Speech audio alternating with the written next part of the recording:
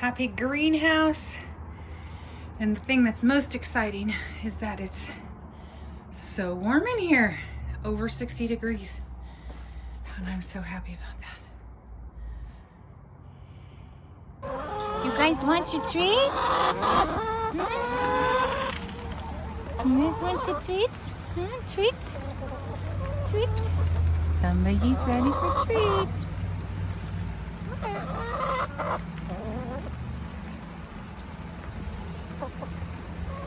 Are you chicken?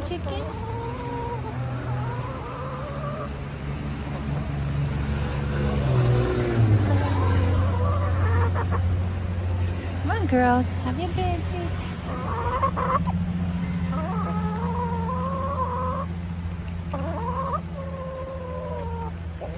Oh, he loves a little chicken.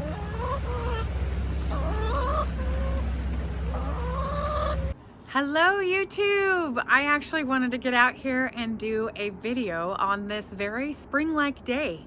I found myself drinking my cup of tea on the back patio, looking out over my new garden space with the sun shining on my face and making all of my freckles pop out, and I was feeling all of the spring-like feels and appreciating the sunshine in a huge way. So I actually started my video here so I could just turn the camera around so you could see my view from where I was sitting. So I don't know if this does it for you guys, but this was my view when I was sitting here. The sun was actually directly on me at the time, but all of my hydrangea bushes are starting to come into bloom. The grass is green. My Daphne bush over here is like a light scent on the breeze. And I feel like Daphne is like the definition of the smell of spring, which is so awesome. Right here, look at, zoom in so you can see. Look at that lovely Daphne stuff. So one of the things that I'm trying to decide is this art. See how big it is? It's like huge compared to my greenhouse.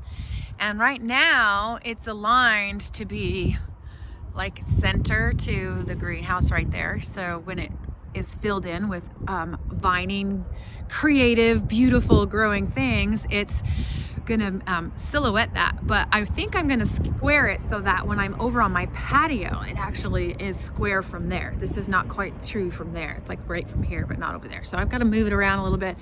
My husband's getting ready to gear up to do the outside fences and all of that. But let's just take a little tour on the lovely greenness that's slowly becoming my new garden space. Green and not brown. But sun in my face.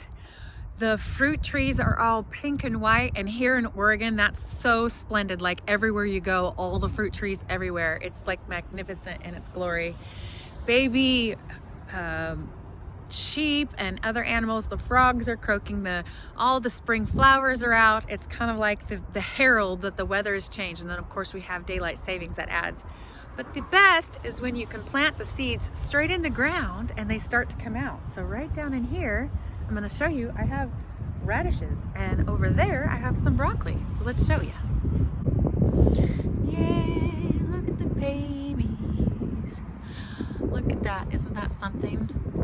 And then over here, I've got, these will have to be thinned, but I actually figured out that I actually like to eat the whole plant, broccoli plant, not just the babies, the babies.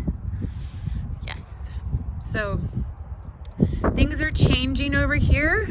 We got more leeks and stuff in, but this is where I've been building my soil, trying to get it leveled up. So we had that big storm, so a lot of our storm cleanup and grass clippings, and even I still had a squash that was going bad, so I put it down and then put some straw over the top to build up the layers. And then of course we have new topsoil, 5-way soil that I brought in. The topway soil always makes me nervous because I had a year one time where the topsoil didn't have enough nutrients in it. So the stuff I planted was green, but it never actually flourished. So I'm definitely watching that. I will probably water with my, I have a tank over here with goldfish in it, and it makes fish emulsion water, you know, fertilizer water. And I'll probably keep engaging the soil, or keep adding that ingredient to the soil to see But things are definitely starting to green up and look a little different. That's where the archway is there, so we'll see how that's gonna go over. I don't really like the look of my, it always reminds me of like a chuck wagon look, chuck wagon greenhouse.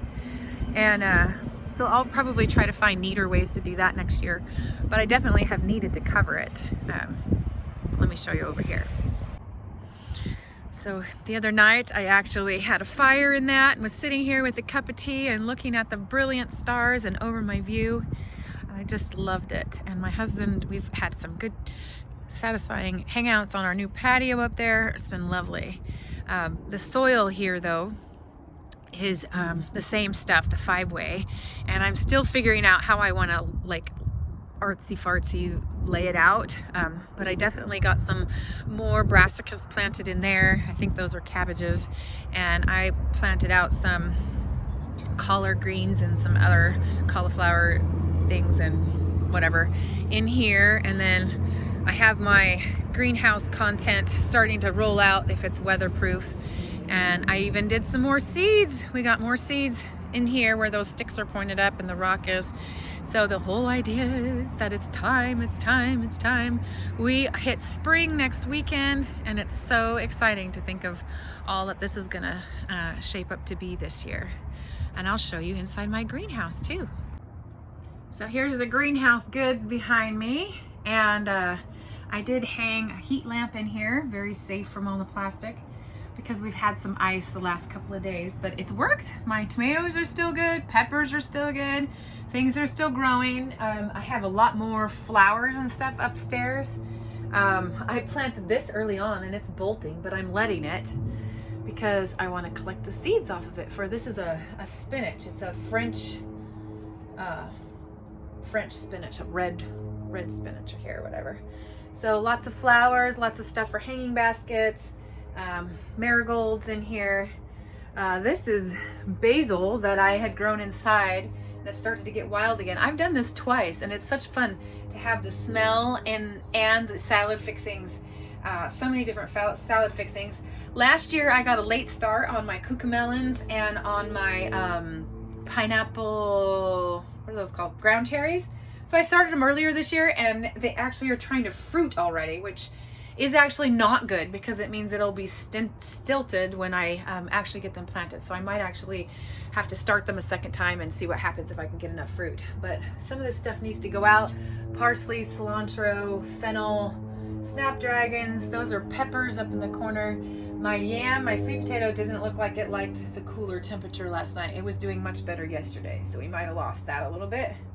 But it's so fun in here. I've come out here to actually work a couple times because it's no wind inside of here. So if it's warm enough outside and you can cut the wind, then I can bring my little laptop and work on my writing things. And it's actually kind of delightful. It feels like a retreat, an oasis. So it's not as big as my last year's greenhouse and the one I've used the last with my hoop house, but it's much prettier and it's much more organized. These are from my lavender seed videos. This is one of the plants that I started back then. And these are the cuttings. One of the cuttings, let's see here. So you can actually see that there's green tips on those too. So this one doesn't look alive, this one on the end here, but these other ones, so it looks like I got 1, 2, 3, 4 out of 5 of the cuttings to go. So yay for that, all kinds of fun. I feel like I could ramp up and do a bunch more, but I've been more inclined to wait and start things straight in my garden soil because I know I have enough sun this year. So it's very exciting to think about that. So I still have until the middle of April to the beginning of May before my last frost date.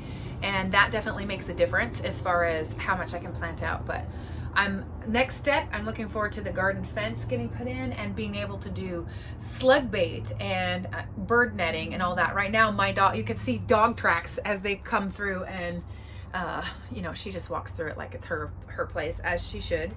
But I'm looking forward to separating that out and having fun with that. So more to be continued. The beginning of the year growth here is kind of fun, but really what I wanted to show you is this, the Tulsi. It's actually starting to take shape and really come on. I'm looking forward to tasting this. It has a little bit of a like a bok choy texture where it's a little hardier, and this is supposed to grow all through the winter. So I want to get this to grow up and taste it, but then if I like it, to get some to seed so that I have a continuous cycle of being able to put this in my garden, because they said it would grow all the way through the winter. So that's nice. And all of the things are just little by little slowly coming on.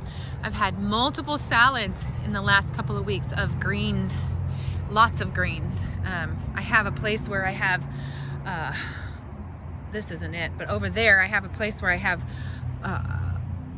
garlic that I left on accident, and so I've been just taking the greens like a chive almost. So and then I have leeks and chives and chard and kale and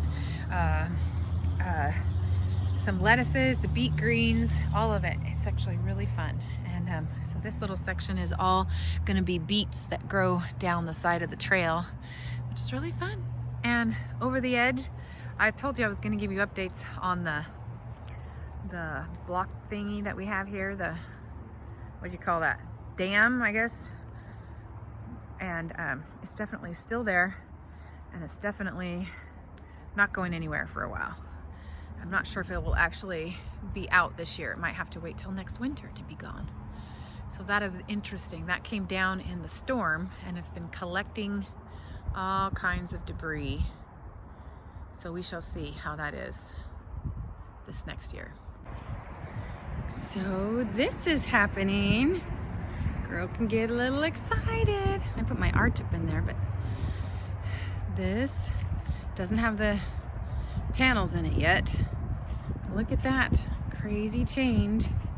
So there's my new garden fence, and there's the workers, the hubs, and my baby Liz. Say hi, guys. Hi, guys. Happy working on a very moody day, weather-wise. Kind of moody. And there's our new over here, so you can see what it's gonna look like. Very excited. Gate here, gate under the arch. Adapting to our unusual terrain. It's challenging. And then it's gonna make the gates. Have ourselves a new little space here, and I'm very excited about it.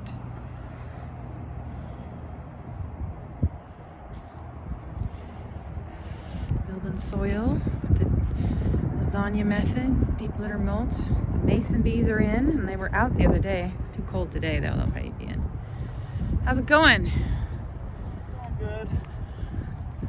This is the hard part because the uneven ground.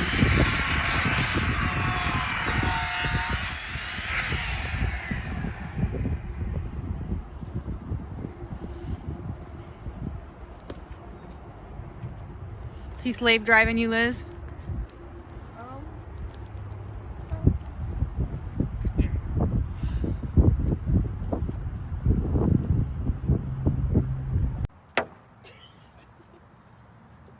Oops. Okay. That's a bad start. We're gonna start our own fence building company, right?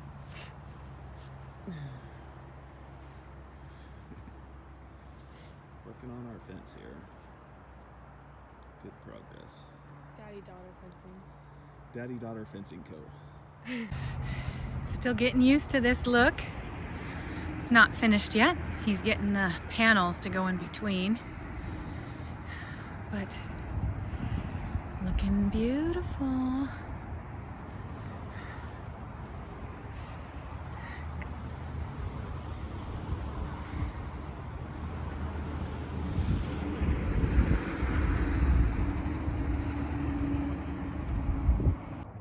Look at that. Eric can figure out something back from that tree down over. Oops. We've got a fence. Hey. And we have a gate.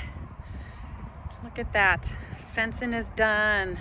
I've actually got a gate on the other one too that looks just like it. And we're good to go. We're gonna come up with a cute latch here pretty soon, but we're done, we're done, we're done. And look at the sunshine's in the garden space. Yay. Bring on the spring. Tim gets all the credit for this pretty little fence. He used 4x4 pressure treat 12-foot long posts, and he cut them in half and made 2 posts out of that using concrete sacks or cement sacks, whichever way you say it, to settle them in the base. He used 2x6 cross pieces, and he affixed them to the actual post. Some people would use brackets, and that's what we decided. And then he attached, he took 16-foot goat and sheep panels and split them in half and made them fit the custom space of our pathway that way. He had the goat and sheep panel go all the way to the ground, and the bottom 2x6 brace is not all the way on the bottom. So it's kind of lovely. We're gonna put some finished work around the tops of the posts. We still have one little section to go that's in the downhill steep to the creek part of our project. And he used the same supplies to fashion the gates with hinges, and we are going to find some nicer closures than the ones we did. We just did the simple twist the block closures for now, but looking good, and I thought you might want to have a little heads up on that. And for us, deer have not been an issue. We don't expect them to be an issue, but they might be moving the garden from the front of the property to the back of the property, because we do have deer in the back down by the creek. So we will tempt fate and see what happens. Deer around here are very destructive, and we will have to get very creative if that's the case. But happy dogs usually keep them away for the most part where we live here. So thanks for watching. I hope you hit my subscribe